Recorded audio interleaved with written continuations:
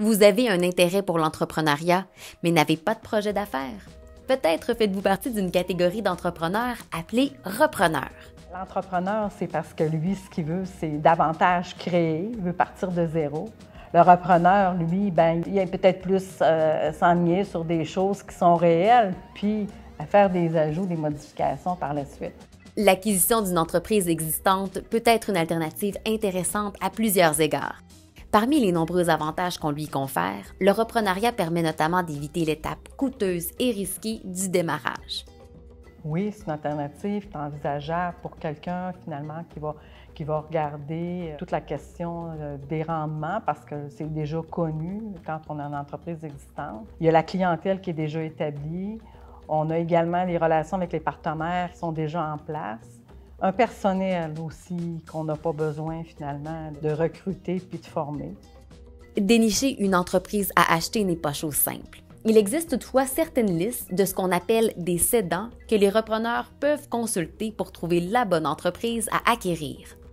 On peut en retrouver en ayant recours, par exemple, au réseau des chambres de commerce, au bureau de comptable, parce qu'eux, souvent, ils ont des contacts-là, parce qu'ils traitent déjà ces entreprises-là. Ça fait que souvent, quand il y a une entreprise qui veut vendre, alors on peut avoir cette information-là. Maintenant que le repreneur a choisi l'entreprise qu'il désire acheter, un long travail s'amorce. Pour bien assurer le processus de relève, le cédant et le releveur doivent bien se préparer. C'est ce qu'on appelle le plan de relève. Un plan de relève, c'est une vision que tu donnes à ton entreprise. Oui, c'est nécessaire.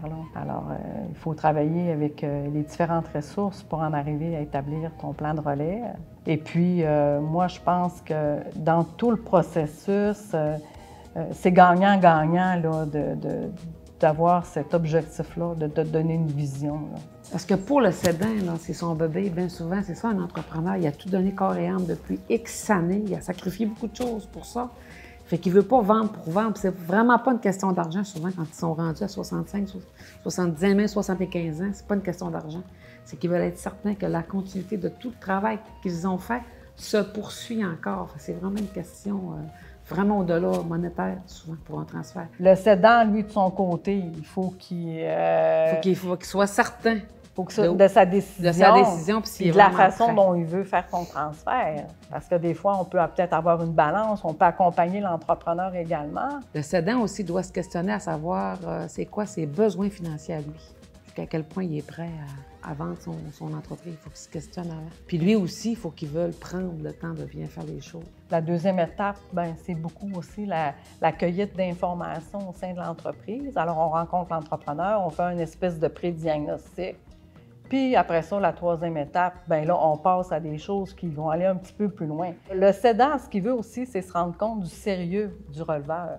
Parce que parfois, il ne commencera pas à étaler ses états financiers tout de suite. Là. Alors là, il y a plusieurs rencontres qui peuvent avoir lieu avant d'en arriver à montrer ces chiffres. Acquérir une entreprise existante nécessite un processus assez complexe avec ses propres défis. D'où l'importance de bien s'entourer. Je dirais pas plus complexe. C'est complexe. Un démarrage. Le gars, il démarrage. Non, c'est à un autre niveau. Quand tu démarres, c'est d'autres choses avec lesquelles tu dois confronter. Tu pars de zéro. Oui. Monter une entreprise de zéro, c'est long. Mais tu n'as pas de compte à rendre à personne, tu es seul et oui, tu te mais moi, je pense que les deux, c'est quand même... Ils ont chacun leur défi à relever. L'entreprise en démarrage, elle doit établir sa clientèle. Oui, je suis d'accord. Elle doit établir ses contacts avec les fournisseurs. C'est un défi qui est beaucoup humain. Humain, c'est ça. C'est ça. C'est pour ça que le repreneur, il faut qu'il ait le temps de s'ajuster. Il fait comme rentrer dans une nouvelle famille. C'est un peu comme rentrer dans un nouveau couple. Parce que, il y a toute la question, il faut comme regarder un projet qui est à sa mesure quand même, parce qu'au niveau du financement, dépendamment de l'envergure de l'entreprise, il faut quand même tenir compte de ses moyens financiers. Il y a quand même des alternatives qui peuvent s'offrir à la personne qui veut acquérir, mais il faut quand même en tenir compte. Il y a aussi, faut considérer quand on achète une entreprise qu'il y a peut-être des choses qui sont cachées. Alors, il faut comme faire certaines recherches. Il faut rencontrer le propriétaire pour essayer de voir c'est quoi les raisons qui motivent sa vente. Et aussi regarder, bon, par exemple, s'il est en location, il y a un bail, c'est quoi la durée de son bail, est-ce qu'il a perdu des contrats importants au cours des dernières années. Alors, c'est tout ça qu'il faut examiner.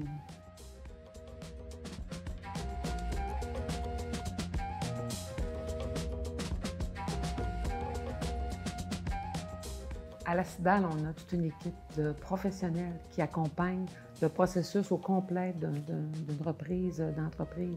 Donc, on parle d'aide-conseil, de divers accompagnements qu'on peut faire. Et aussi, à la CIDAL, on a différents fonds d'aide financière, dont un qui s'adresse spécifiquement aux projets de repreneuriat. Donc, ça peut vraiment donner un bon coup de pouce. Bien, nous, on va référer en bout de course quand c'est le temps, mettons, d'évaluer le juste prix à payer, puis de référer aux ressources aussi là, pour déterminer la situation financière de l'entreprise. C'est sûr qu'on ne se mêlera pas de la décision de l'offre d'achat et tout ça. Ça, ben, on les laisse accompagner par les bureaux de comptables et autres. On peut quand même les aider à travailler leur plan d'affaires, leur vision et tout ça. Tout d'abord, un conseil à donner, c'est vraiment de prendre le temps de bien faire les choses. C'est tout un processus, et pour le repreneur et pour le cédant. De bien aussi prendre le temps de bien évaluer les rôles et les responsabilités de chacun. Qu'est-ce que le repreneur doit faire et qu'est-ce que le cédant est prêt aussi à faire pour accompagner le repreneur. Il faut se faire confiance. C'est vrai, c'est un processus. Bien, c'est un processus qui est long. Même parfois, entre gens apparentés, ça peut être long. Parce que là, il y a des conflits de valeurs. Il faut prendre le temps là, de s'asseoir. C'est vraiment ça l'essentiel. Oui.